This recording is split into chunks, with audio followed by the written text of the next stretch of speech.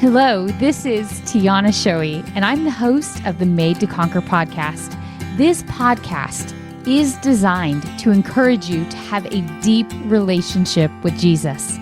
Jesus told us to make every effort to enter through the narrow door, because when we stand before Him, we want to hear the words, "Well done, my good and faithful servant."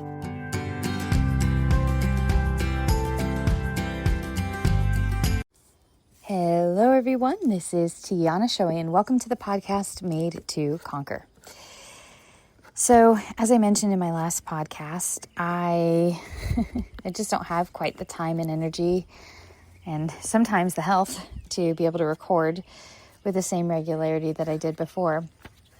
But as I've been praying about it, I decided, what if I just did little mini podcasts a couple days a week, sharing just something small, a small insight that I gain from the time I spend in the Word. And I think that's what I'm going to do. So I don't know how consistent I can be because my travel schedule is quite extensive, but from time to time, I'll just jump in here and just share a little something the Lord's speaking to me. So today's little mini podcast, I want to talk about fear. Fear is a funny thing. I once heard somebody tell me that if we had a friend that lied to us as much as fear did, we would stop being friends. In other words, when we take a step back and we look at the things we are afraid of, and fear can have many different facets. I mean, we can be afraid that we're going to get sunburned when we go out in the sun, right? We can be afraid that if we overeat, we're going to put on a pound or two. We can be afraid that if we make a wrong move, we could go financially bankrupt. I mean, the varieties of fear and the scales of fear vary a lot. But I want to take a bigger view on fear, not kind of the micro things that we deal with on a day-to-day basis, but a macro view of fear. And here's what I mean by that. I just want you to step back and think about the things that generally you worry about, worry is what? A form of fear, right? And I want you to ask yourself a question when you think about the pool of things you worry about. So kind of let some things come to mind, because we all walk around with things we're worrying about, right? Maybe it's, how am I going to get my house clean this weekend with everything I've got going on? Or maybe it's, how am I going to have the energy to do this, or whatever it is, right? I'm just trying to give some vague examples. But I want to ask you this question. In the grand scheme of those things, when you think about all of those things, what do you fear more if you were to categorize everything you fear? Do you fear God more, or do you fear the enemy and the natural world more? Because here's the thing. It's natural, because we're fallen humans and we live in a fallen world, that we fear the created more than we fear the creator. And I think that this kind of dovetails with the podcast I did yesterday. I think this is why so many of us find ourselves stagnant. If you have found yourself in a stagnant place, because you actually are expounding more energy worried about the created, and maybe that's the enemy and the things of this world, than you are the creator, having a healthy fear for him. So, funny story, this morning I got up early, and I'm recording this on a Saturday, but I'm not going to release this till Sunday. And Saturday is just kind of my Shabbat, my Sabbath. And I get up and I just lazily walking through the trails with my dog. And all of a sudden, I feel something sting my arm. And I smack it really quickly. And I'm trying to figure out what it was and what could have gotten me. And I look down and I see a yellow jacket writhing in the ground. And I look on my arm and I see a little stinger. And then all of a sudden, I start to hear buzzing noises. And I realize that I have just stepped into a yellow jacket nest. Now, if any of you know yellow jackets, these are they look kind of like honeybees. They're not honeybees. Honeybees are nowhere near as aggressive as yellow jackets. And they tend to burrow in the ground. And this is true for honeybees, wasps, and yellow jackets. They have a pheromone that releases. And so once one of them stings you, it basically alerts everyone else that is a guard in the colony to come attack you. And so it's early in the morning. I've literally just woken up. I'm still in my pajamas, walking on the trails in my backyard. And I realize oh my goodness, I have alerted all the yellow jackets to come sting me once it finally clicks. And it took me a solid 30 seconds to kind of put together what was happening. So I yell at Pip, run, and we just start barreling towards the house. In the process of running, another one gets me on my back. And so I'm running up to the back deck, and I can hear them still on me. And I realize I have to run to the front door because the back deck, I did not get far enough away from them. And I run through the front door. Now, Pip thinks we're playing. He's jumping up. He's having a great time. And I'm like, no, buddy, you don't understand. Things are about to get really ugly if we don't get inside very quickly. So finally, we run into the house. We slam the door. Thankfully, none of them were able to get inside. And sure enough, I've got a big old welt on my back and a big old welt on my arm. And that was not a fun way to start my Saturday morning and my Sabbath, I'm not going to lie. And I just kept hearing the Lord call to me to come sit down and spend some time with him. And so, and a very grumpy Tiana, I took my Bible and a cup of coffee and I sat on the back deck. And it was amazing because the Lord just, everything he spoke to me had one consistent message. And the psalm that he had for me this morning, and for those of you who've listened to my podcast long enough, you know, that I read a psalm a day corresponding with the day of the week. So today is the 11th of July that I'm recording this. And so I'm on Psalm 91. And I want to read this for you. He who dwells in the shelter of the Most High will abide in the shadow of the Almighty. I will say to the Lord, you are my refuge, my fortress, my God in whom I trust. Surely he will deliver you from the snare of the fowler and from the deadly plague. He will cover you with his feathers. Under his wings you will find refuge. His faithfulness is a shield and a rampart.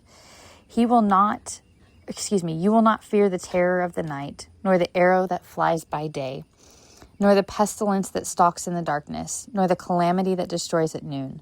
Though 1,000 may fall at your side, and 10,000 may fall at your right hand, no harm will come near you. You will only see it with your eyes and witness the punishment of the wicked.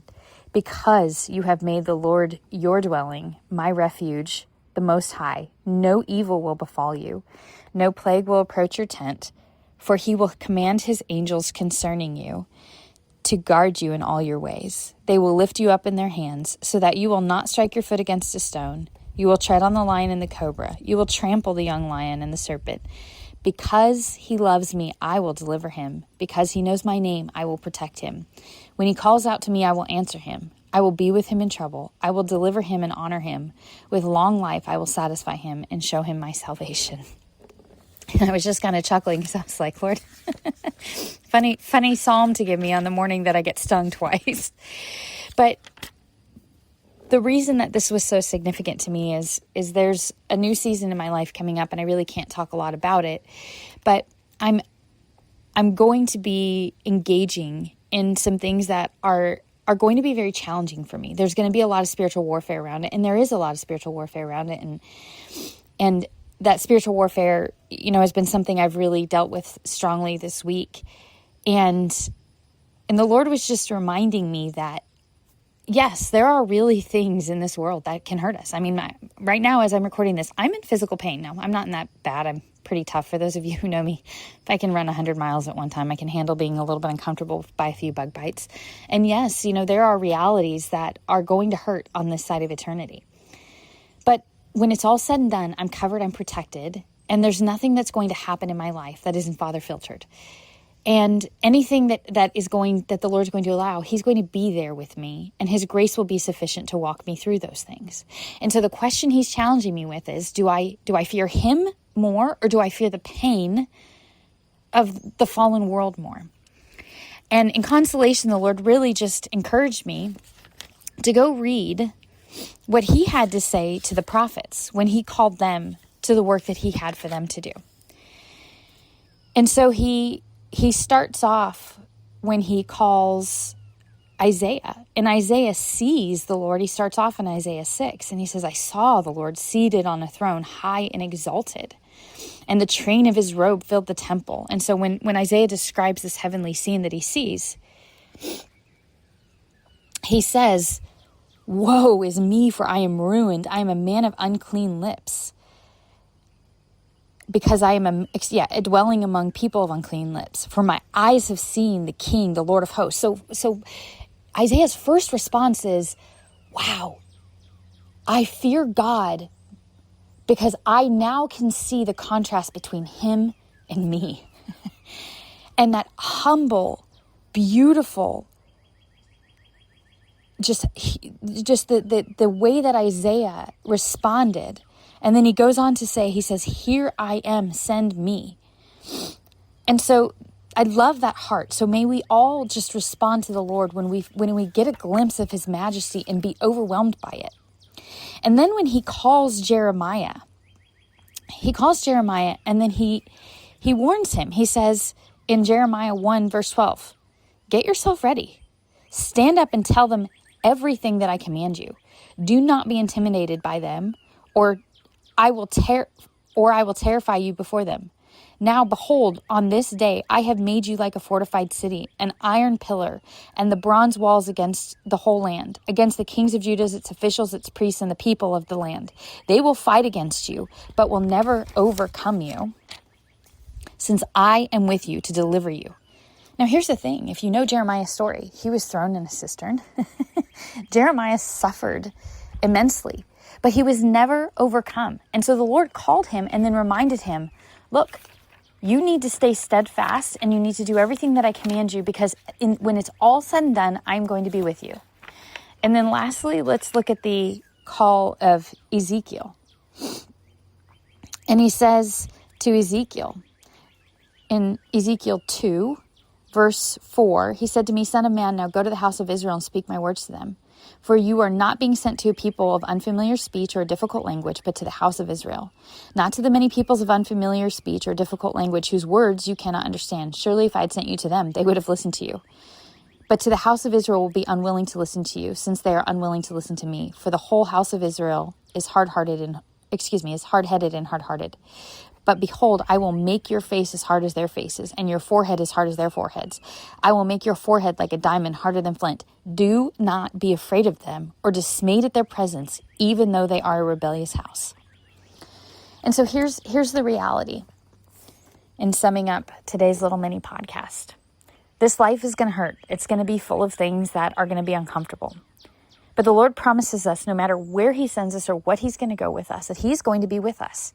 And that doesn't mean that there won't be moments of pain and times that we are dismayed, but we are to fear him more than we are to fear the created. And so if you find yourself, like I did this morning, dealing with some spiritual warfare last night, I was pretty dismayed, I'm not going to lie. I'm overwhelmed by where the Lord is sending me and the things he's calling me to do. I'm going to be going into a culture that is very hostile to him. And this week I have dealt with many of those hostilities. And last night I was definitely overwhelmed by all of this. And then this morning I wake up and I start my day off with 2 yellow jacket stings. And the Lord just said, "Come sit at my feet." And he talked me through the calling of Isaiah and the calling of Ezekiel and the calling of Jeremiah. And he read to me and he poured Psalm 91 over me. And he reminded me, fear me, not the created. Keep your eyes on me, not the things of this world. Because yes, I'm going to allow things into your life that are going to hurt and going to be uncomfortable, but I'm never going to leave you. I'm never going to forsake you. And one day you will ride behind me as my bride, as an army, when the King of Kings and Lord of Lords is seated upon a white horse. I'm quoting Revelation chapter 19. And we will victoriously come into this world following him. And so it's going to look like we're going to lose sometimes. Jeremiah sat in a cistern. Ezekiel had to do some horrid things. Isaiah was ignored by most of the people and ridiculed. But God was still victorious. And so we don't look to this side of eternity. We don't look to things to be victorious on this side of things. We lay down our lives. We pick up our cross daily. We forfeit our right to be comfortable in this life because we're storing up treasures in heaven. And we're not going to focus on the created, but we're going to focus on the creator. And when things get uncomfortable and when things hurt, we're going to stop being Marthas. We're going to sit at the feet of Jesus. And we're going to be reminded he is the King of Kings and Lord of Lords. And he is covering us in everywhere that he sends us, so long as we stay under the shadow of his wings. So that is my exhortation and my encouragement to you today. And I say this as somebody who's living this every day. I'm not absent from the suffering. I'm not absent from these uncomfortable things. But I also need the Lord to grab my chin, lift it up, and remind me to keep my eyes on Him and to fear Him more than I fear the created. Thank you so much for tuning in to this episode of the Made to Conquer podcast. Please be sure to subscribe to this podcast, leave a review that really makes it so other people can find this podcast, and be sure to tell your friends and family about Made to Conquer. Anyone else you believe would enjoy joining us on this journey of drawing closer to Jesus.